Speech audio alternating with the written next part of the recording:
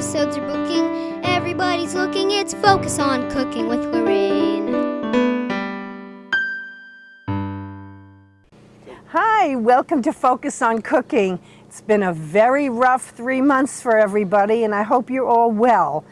My cameraman Ed and I are still practicing social distancing, so no cooking inside today. We're cooking out on my patio, and actually what I have is already prepared. It's a very simple summer salad using fresh veggies, and now that it's summer and there are farm stands, you can get fresh corn on the cob, you can get fresh beans. So I'm gonna make a salad. I make it every week because everyone I know loves it. It's colorful, it's healthy, it's fresh, it's a little crunchy, and it's so easy to make.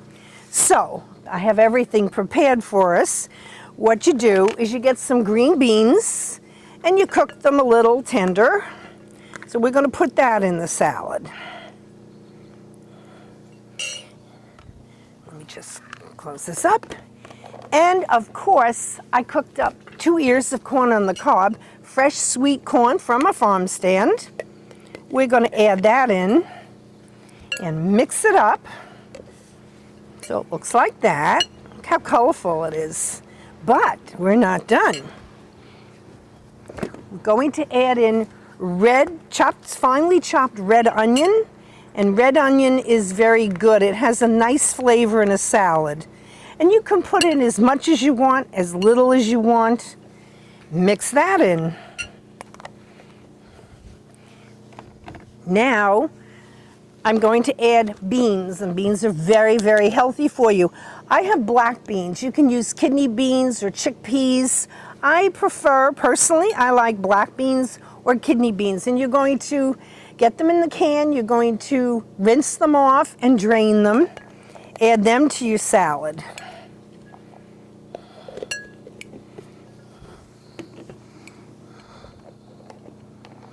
I like, you don't have to, but if you like it and it's colorful, a little chopped red pepper. Chop everything in small pieces because you don't want a big chunky salad. Let's put it all in. Okay. Look at the colors. Everything is crisp and fresh and really delicious, and it's so easy to make. Now, you don't have to. Sometimes I do, sometimes I don't. I cook pasta. Very, very small pieces of pasta. This pasta is tiny baby shells. They're teeny tiny shells. I also cook orzo. Orzo is a very nice pasta in a salad. Gives it a little more body and color. Makes it last longer and go a long way. And last but not least, if you want to, I like to chop up some fresh tomato. Put that in the salad. Stir it all up.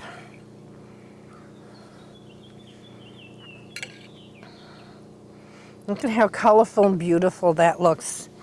And last, we're going to take a bottle of Italian salad dressing. Any brand, any kind you want, shake it up. I wouldn't add salt and pepper to the salad because the dressing has that in it, and you don't want it to be too salty.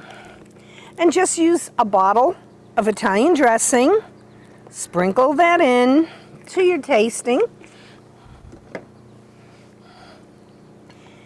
and that's it. I would leave it in the refrigerator for quite a few hours so everything is nice and cold. And believe it or not, in my house, with me, I eat it for snack. It only lasted 2 days, 3 days. I give it to neighbors and friends for a taste, and they want more. So it doesn't last long in my house. But with time, every day that it sits in the fridge, it tastes even better. So this is our cold green bean pasta salad. It was so easy to make. It took me 4 minutes. So I hope you'll make it and enjoy it while we have summer vegetables. Hi, now that we finished our salad cooking, we're going to do some hacks and hints for you. And this is one that I like. I wish I knew this years ago. When I used to make lasagna, I used to boil the noodles from the box, the hard noodles, in a pot. And of course, I'd overboil them and they would break, and it wasn't a good thing. I happened to see this on a hack show and I wanted to share it with you. I think it's really good. There's really no cooking involved. You're going to take your lasagna noodles. I usually do 4 at a time. When I do a lasagna, I make enough lasagna for about 3 layers. So that would be 12 of the long noodles. Sometimes I use fresh pasta, but in this case, you take the pasta, the hard pasta, you put it in a pan like this or a roasting pan, and you cover it with boiling water. So there's no cooking on the stove involved, just enough to cover it. And you're going to cover it with aluminum foil, nice and tight, and put it on the side. We're doing this first so that you can see it, because it needs about 15 minutes to soften. So let's take care of that. Now, I'm going to show you different hacks and hints. This I wish I had when my children were young. It's a really good idea. I took 2 tissue boxes, one full and one empty. I put packaging tape or scotch tape, a strong tape, or long rubber bands to hold it. When someone's sick, or if you have allergies or a cold, take your tissue out, use it, and dispose of your dirty tissue in your little garbage can. That's a great idea, I think. If someone's sick, just hand them the whole thing. Next, I'm going to talk about coffee filters. They're inexpensive. You can buy them so cheaply for a whole bunch, but they have many, many uses. When I have company and I serve pretzels or chips, I always line a basket, looks nice, with paper towels or a napkin, but you can put coffee filters in there. And just to put the pretzels and the chips in there, it's a really nice idea. They're also good for when you fry foods. Instead of using paper towels, which you know in the past few months has been very hard to get, these absorb oil very easily. So when you're frying foods, like I did the other night, I put 4 of these around the platter and put my fried chicken to drain on these. And also, if you're having a taco, it's nice to place the taco in here. It looks nice, and it gets any drips, a hamburger or a hot dog. So I love these coffee filters, and I use them a lot for everything. They have many, many uses. Next, and this is a tip from every cooking school I've ever known, and my son being a chef uses this also.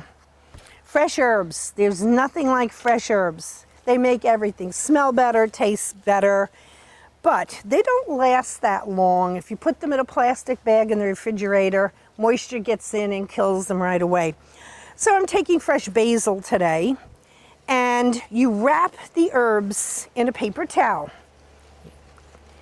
and you roll it like this. Just roll it up. And then you take plastic wrap like this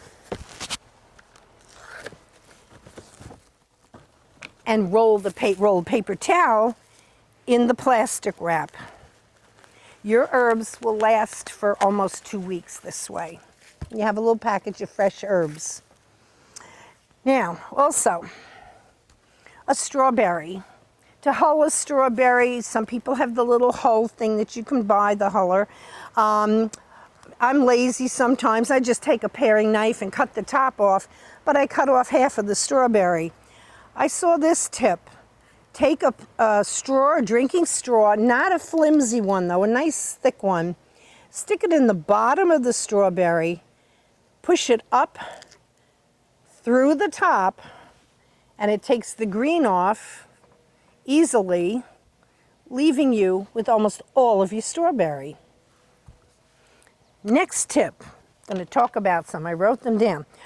Paninis. I love paninis. I think they're great. But then you have to have a panini maker. If you have a waffle iron, that also makes a great panini. Very easy to use. A lot of people have waffle irons. Put your sandwich in there.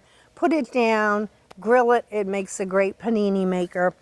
A lot of people do this. I love it. Grapes, and especially in the summer, grapes frozen. Freeze your grapes. Take some grapes, put them in a baggie, leave them in the freezer, and pop them in your mouth frozen. They are refreshing and absolutely delicious. Another thing, a lot of people like iced coffee in the summer. If you have leftover coffee in the morning, take a ice cube tray, put leftover coffee in there, and when you're ready for a glass of iced coffee in the afternoon, put those ice cubes of coffee in your glass, and you could add a little more coffee if you want. You have great iced coffee that's nice and cold. Let's see, what else do I have? One other thing for you is chicken parts or whole chicken. Many of the chefs and almost all of the cooking shows brine their chicken first. Brining makes the chicken very tender, and it's easy to do. It's just a mixture of a cup of sugar, a cup of salt, and a quart of water. And you can brine your whole chicken or your chicken parts in that brine for at least 2 hours. When you take the chicken out, of course, drain it, pat it with a paper towel, and then cook your chicken the way you normally would. But brining keeps the juices and the moisture in the chicken, makes it so tender. And believe it or not, most restaurants, cooking shows, cooking schools, and chefs use that method. Okay, so it's been 15 minutes. Our pasta should be ready. And this is a great idea. You drain off the hot water. Watch your fingers because it could be hot. You want to cover it. And the pasta, a little hot, should be just the right consistency to make lasagna. And it doesn't break, and it's easier than boiling in a pot on the water, on the stove, pot and water on the stove. So that's about it for today. I hope you'll use some of these hints. I hope you'll make the vegetable salad. It's wonderful in the summer, goes great with a barbecue anytime. So enjoy that. Please stay well, stay safe. I don't know what we're doing next month. I have an idea, but I'm going to let it be a surprise. Take care. Bye. A Southbury rookie, she's on Clever Cookie. The episodes are booking. Everybody's looking, it's Focus on Cooking with